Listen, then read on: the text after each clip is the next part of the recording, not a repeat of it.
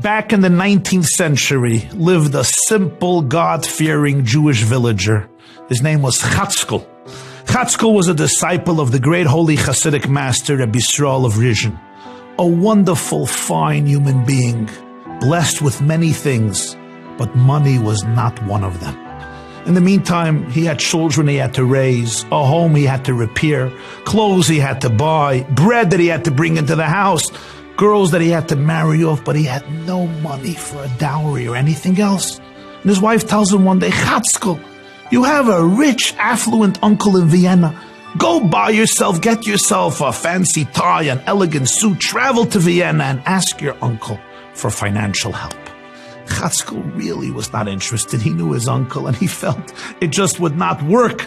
But his wife begged and nudged and pleaded with him, so Chatzkel acquiesced. And he got into the coach en route to Vienna. On the road, Chatzkel had a change of mind. He took off his fancy tie and he comes back home. His wife says, Chatzkel, what happened? He says, I changed my mind. I'm going to rely on God and I'm not going to Vienna. Why not? He says, I have 3 major questions. Number 1, is my uncle still alive? I don't even know if he's alive. Number 2, is my uncle still rich? Number 3, even if he's alive and rich, who says he's going to give me anything? He may send me home empty-handed. But when it comes to God, all these 3 questions are answered. Der Eberster lebt, der Eberster is reich, und der Eberster wird sicher geben. When it comes to Hashem, when it comes to God, number 1, I'm certain that he's alive. Number 2, I'm absolutely certain that he's wealthy. Number 3, I'm absolutely certain that he's going to give. A few weeks later, there was a knock on the door, and a neighbor down the block says, Chatzkel, I was drafted to war. You know, I live alone, I have no relatives, and not many people I trust. If I'm not back in a month, there's a treasure I have buried in my backyard. It's yours. A month passes. The man never returned. And Chatzkel goes and he finds this insanely large treasure buried in this man's backyard.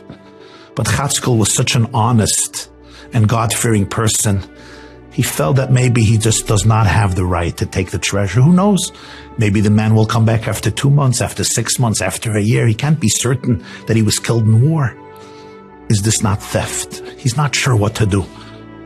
So he decides to travel to his Rebbe in Rizhin.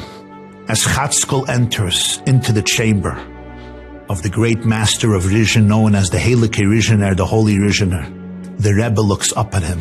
With a big smile, he says, Der Eberster lebt, der Eberster is reich, und der Eberster hat dir gegeben. Hashem is alive, Hashem is rich, and Hashem has given you what you need. The story of Hanukkah is the story of faith, of resilience. Even as the Jews faced adversity and circumstances that seemed overwhelming, they knew that ultimately God is alive, God is rich, and God will give. It's that faith, it's that fortitude, it's that trust that sustains us, invigorates us throughout the entire year. Der Eberster lebt, der Eberster ist reich, und der Eberster wird geben. Happy Hanukkah.